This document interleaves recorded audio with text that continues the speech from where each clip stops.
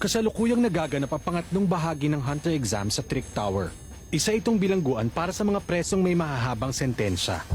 Naghaharap ngayon sa isang duelo ang grupo ni Gon laban sa iilan sa mga presong nakapiit doon. At dahil sa pagsuko ni Tomba, may isa na silang talo. Ang susunod na laban ay sa pagitan ni Gon at Sedokan. Ano ang gagawin nila? At ano kaya ang kalalabasan?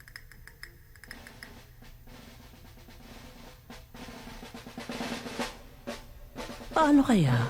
Siguro nakikita mo naman na payat ako at hindi masyado malakas. Ayoko ng kahit anong bakbakan at pati mga larong pisikal na kailangan tumalon at tumakbo. Talaga? Sayang, masaya pa naman yun. Ako naman, hindi ako masyado magaling sa mga written exam at palaisipan. Sabi na eh. Kaya naman may naisip akong laro. Simple lang at pareho natin pwedeng gawin. Isang laro? Oo, isang laro na hindi pisikal at hindi nangangailangan ng pag-iisip. Anong laro?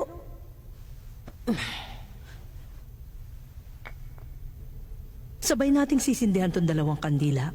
Kung kaninong kandila ang unang mamatayan ng apoy, siyang talo. Okay ba? Okay. Madali lang maintindihan. Paig ako sa larong yon. Okay. Kung ganon.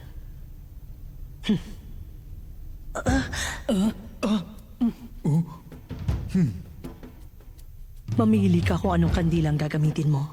At para mas masaya, pindutin niyo ang bilog para sa mahaba. At ang X naman kung gusto niyo na mas maiksing kandila. Batas ng nakalalamang pa rin tayo. Tayo pa rin ang kailangan mamili. Siguradong patibong ito. Siyempre mas pipili mo dapat yung mahaba. Kaya lang, dahil yun na mas lamang, siguradong sinabotahin niya na yun. Malaki ang chance ang tamang spekulasyon mo. Pero posible rin gusto niya tayong linlangin at ang pinakialaman niya pala ay yung maiksi. Tama rin yun. Kaya mas nakakalito lang tuloy. Oo nga, paikot-ikot lang. Mukhang mahirap na problema yan pare. Itigo mo nga yung bibig mo! Oo na, sorry na. Kapag may pagpipilian kang dalawang bagay na sadyang agrabyado ang isa, magbubunga ito ng suspecha at natural na mag-aaninlangan ka sa pagpili. Manghuhula ka na lang dahil sugal ito na hindi madadaan sa katwiran. At bukod pa doon, kapag nagkamali ka ng desisyon sa ganitong palaisipan, mas malaki ang stress na naidudulot nito sa isipan kumpara sa kung naging patas lang ang pagpipilian.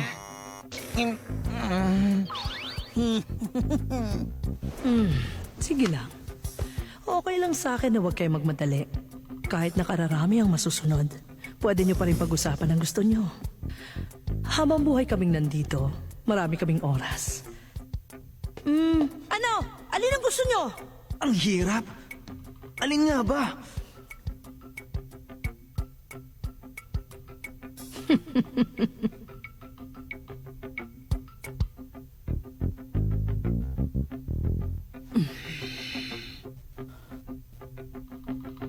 Gon! Ikaw na lang ang mamili! Huh? Kung ano man ang piliin mo, susunod na lang kami sa'yo. Piliin mo kung anong gusto mo. Sigurado ka ba dyan? Kilala nyo naman siya. Di niya talaga pag-iisipan yan. Imbis na magsayang tayo ng oras sa kaiisip, magtiwala na lang tayo sa likas na pakiramdam ni Gon. Sa likas na pakiramdam niya? Ako nang bahala mamili! O sige ba? Kung ganun, yung mahaba na pipiliin ko! Yung mahaba ang pipiliin mo? Sigurado ka? Opo! Kasi kung mahaba ang kandila, mas matagal maubos at mas matagal magniningas ang mitya. Tama ka, napakababaw niya lang talaga. Ang totoo, nag-isip pa siya sa lagay na yan eh. Okay, kung yun ang gusto niya. Sa bagay, hindi rin naman natin malalaman kung alin talagang kandila ang sinabotahin niya dyan.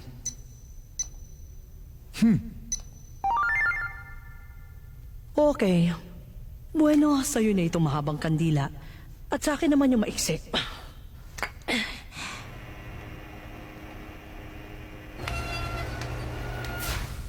Handa ka na ba? Sabay nating sindihan.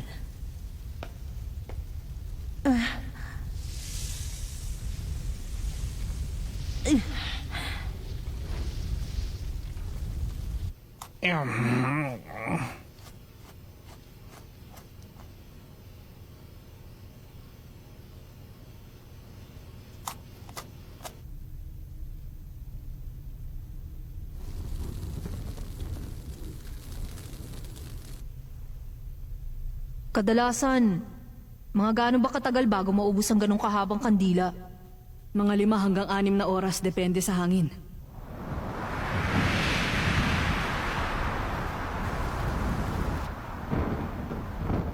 Uy! Huwag kang mamamatay! Ang lakas din ng hangin na bumubuga mula dyan sa ibaba. Mas kailangan pa mag-ingat. Baka lalo pang lumakas yan. Hindi pwedeng mapanatag si Gon habang naghihintay.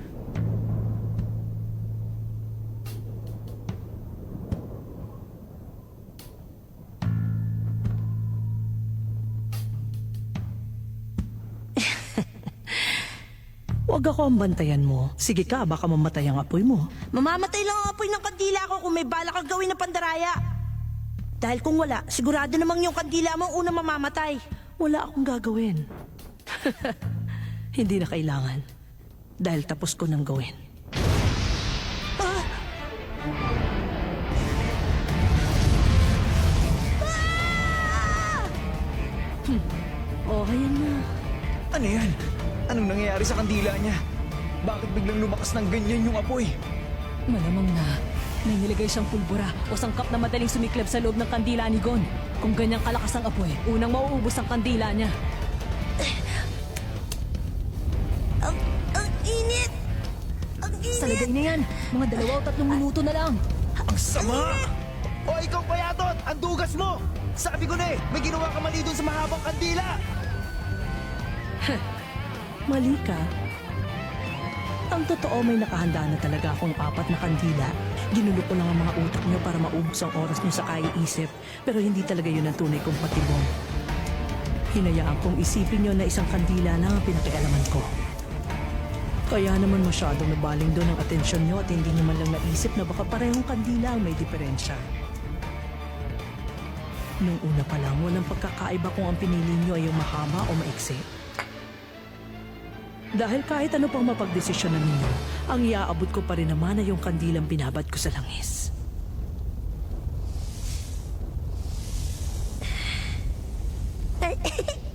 Huh? Kapag mas malakas nagninginya sa apoy ng kandila, hindi to basta mamamatay sa konting ihip ng hangin, di ba? Ang bilis! Hey. Akong panalo! Ang galing!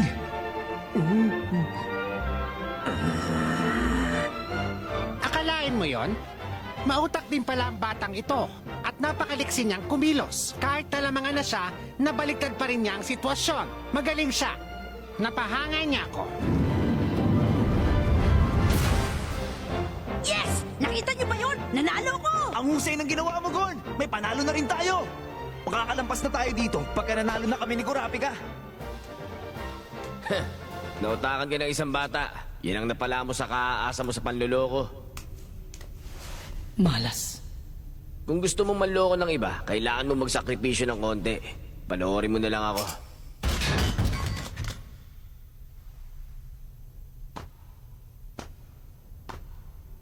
Heto na ako. Ako nang susunod na lalaban.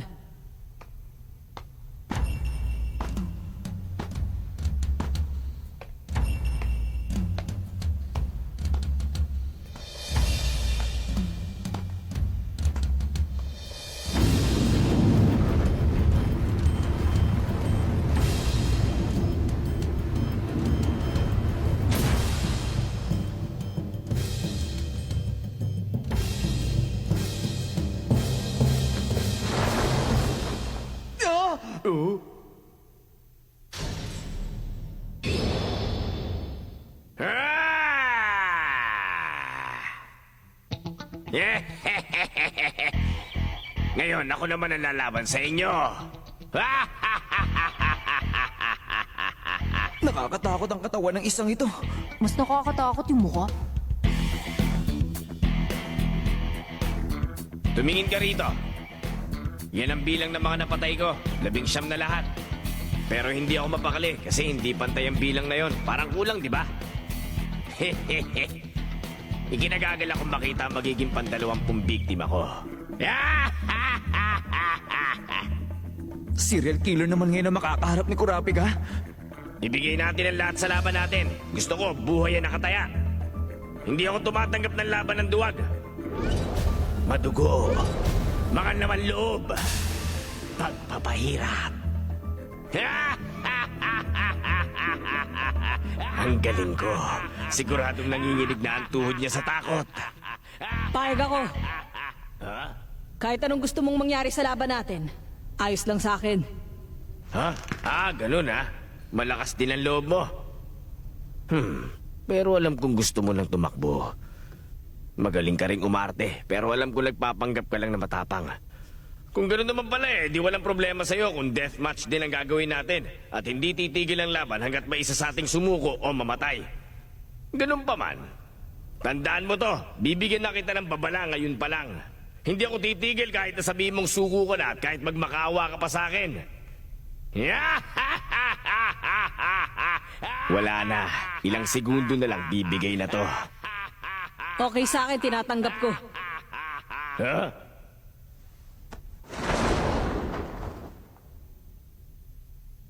Magsimula na tayo.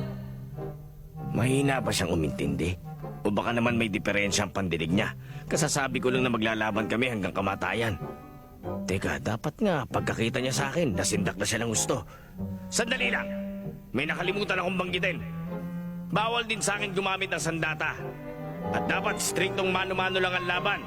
Kahit na inupahan ako ngayon na maging examiner para labanan kayo, bilanggo pa rin ang turing sa akin at hindi ako pinapayagang magdala ng mga sandata o armas. Naintindihan ko. Okay lang sa akin. Yun na ba lahat? Tapos ka na? Kung wala na, baka pwede na tayong magsimula. Yeah? Hindi ako makapaniwala. May dala rin palang sandata ang butot balat na to. Muntik na ako doon, buti na lang. Pero mukhang wala naman siyang intensyon gamitin yung kahit nung una pa lang. Ganong kalaki ang kumpiyansa niya sa abilidad niyang lumaban? Hindi, imposible. Sa itsura pa lang niya alam ko na. Kanina pa niya gustong tumakbo pero nahihiya siya dahil nanonood ang mga kaibigan niya. Ganun ba kakulang sa sustansyang utak niya at hindi niya man lang makita kung gaano ako nakakasindak? Na wala siyang ibabatbat sa laki kong to? Oo, malamang ganun nga. Mangmang lang ang isang to. Hindi bale, meron din naman ako nakahandang sorpresa para sa mga tulad niyang kawawa na naligaw dito.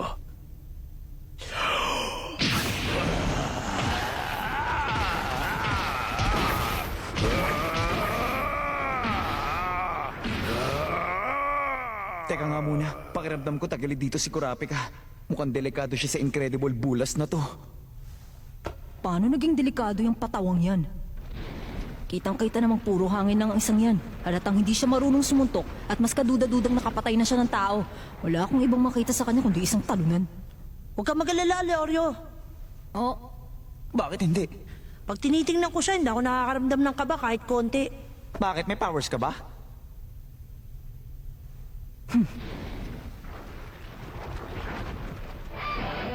Makikita mo ngayon kung ano ang tunay kong lakas. Tatapusin na kita! Umilag ka!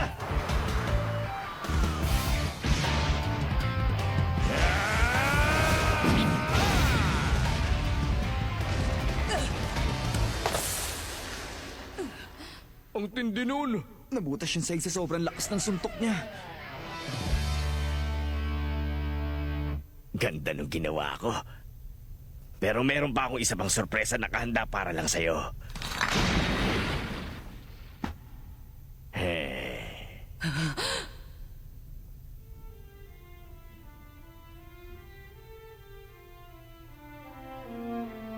Tama bang nakikita ko? Gagambang may 12 paa.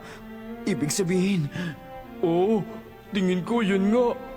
Lahat na nangangarap maging hunter, may narinig na tungkol sa kinatatakutang markang yan. Yan ang simbolo ng taglay ng mga miyembro ng isa sa pinakakilalang grupo ng mga mandarambong sa buong mundo, ang Phantom Gang. Totoo ba? oo, mukhang yun nga yun. Imposibleng hindi sila makilala.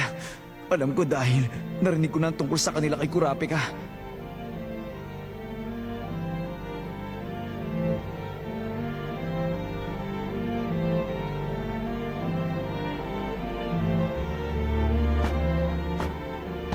Walang palya mga huling alas ko. Ang kombinasyon ng bakal na kamao ko na nakakadurog ng bato at tattoo ng Phantom Gang. Walang sino man mangangahas pang kalabanin ako. pagkatapos nilang makita ang dalawang bagay na yon. Oh, ano nangyari sa'yo? Natahimik ka bigla. Hindi mo na kinaya? Dapat lang dahil ako si Majitani, isa sa 4 na hari ng Phantom Gang. Bibigyan kita ng huling pagkakataon para sumuko. Umatras ka na kundi pagsisisihan mo ang... Oh?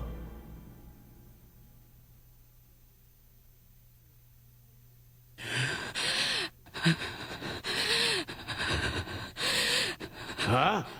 Anong problema mo? Ba't ganyan ka makatingin? Sa...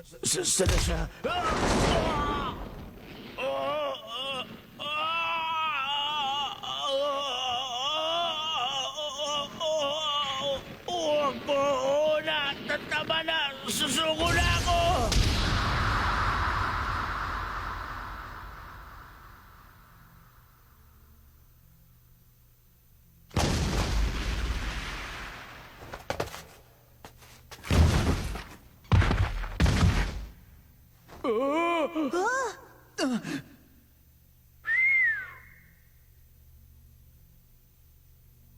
Binabalaan kita. Una, kasamang nakatatak sa loob ng tato ng gagamba ang numero ng isang tunay na miyembro ng Phantom Gang. Pangalawa, hindi nila binibilang kung ilang tao na ang napatay nila dahil wala silang pakialam. Pangatlo, wag na wag mo uling babanggitin ang pangalan nila. Pag ginawa mo yun, tinitiyak ko sa'yo hindi ka nahihinga pa.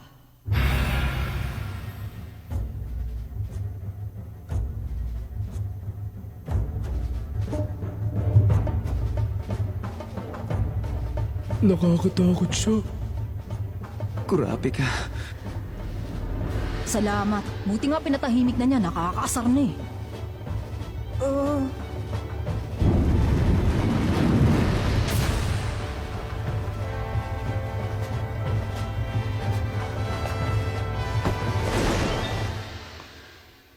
Okay ka lang ba? Kurapika? Oh, hindi naman ako nasaktan. Mabuti naman. Nga pala, okay lang bang malapit kami sa iyo ngayon? Unang kita ko pa lang sa kanya. Alam ko nang hindi talaga siya mapanganib at saka... Alam ko din sa isipan ko na peke lang ang tato niya pero ewan ko kung bakit. Nung makita ko yung gagamba, biglang nawala ako sa sarili. At bigla na lang namula ang paningin ko. Ay, hindi ka rin naman namin masisisi. Pero alam nyo, ang totoo. Kapag nakakakita ako kahit totoong gagamba, nagbabago din ang ugali ko at nagwawala ako. Sige, tatandaan namin yan para makalayo na kami sa iyo. Ang ibig sabihin lang nito, hindi pa rin nababawasan ang alab hanggang ngayon ang galit sa puso ko. Kaya siguro nga dapat akong matuwa. Okay lang yan, basta ilayo na lang natin yung mga gagamba kay Kurapika. Sabi mo eh. Kahit kailan, wala talagang silbi ang si Majitani.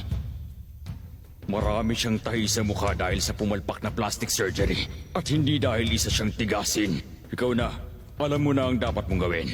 Dalawa na ang talo natin, gipit na tayo. Ipaubaya mo na to sa akin. Magandang naisip ko, maniwala ka. Ayos! Ako nang magsasara ng pagkapanalo natin! Ngayong natalo na ni Kurapika si Majitani, isang panalo na lang at makakalampas na sila sa pagsubok na to. Ano naman kaya magiging kapalaran ni Leorio sa laban? Swertihin kaya siya at manalo?